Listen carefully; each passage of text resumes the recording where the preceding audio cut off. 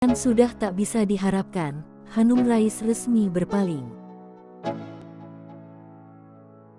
Hanum Salsabila Rais hengkang dari Partai Amanat Nasional. Putri kedua Amin Rais itu berpaling ke salah satu partai politik baru, Partai Umat. Hal tersebut dibenarkan oleh Amin Rais yang merupakan Ketua Majelis Syuro Partai Umat. Hanum Rais sebelumnya menjabat sebagai anggota DPRD DIY dari PAN. Ia mengaku telah mengajukan surat pengunduran diri dari keanggotaan parpol berlambang matahari tersebut sejak beberapa waktu lalu. Surat resmi sudah ia kirimkan saat bulan Ramadan lalu. Hanum mengatakan kepindahannya itu karena muncul gejolak batin saat ayahnya tidak lagi bernaung di PAN. Hanum menyebut nilai-nilai yang diharapkannya dari dunia politik kini sudah tidak ditemukannya lagi bersama PAN. Hanum Rais bakal menjadi salah satu bacalek dari Partai Umat DIY. Hanum Salsabila Rais atau yang dikenal sebagai Hanum Rais merupakan jurnalis sekaligus penulis buku.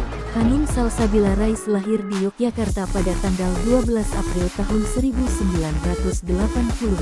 Pada tanggal 19 Oktober tahun 2018, Hanum Rais dilaporkan ke Pengurus Besar Persatuan Dokter Gigi Indonesia (PBPDGI) atas tuduhan ikut serta dalam menyebarkan kabar hoaks terkait pengeroyokan Ratna Sarumpait. Hal ini setelah Hanum Rais menyatakan dirinya seorang dokter yang telah meraba dan memeriksa luka Ratna Sarumpait. Hanum Rais menyatakan dirinya membedakan gurat luka pasca operasi dan mana luka pasca penganiayaan. Padahal, belakangan diketahui Ratna Sarumpait berbohong mengenai penganiayaan yang dialami.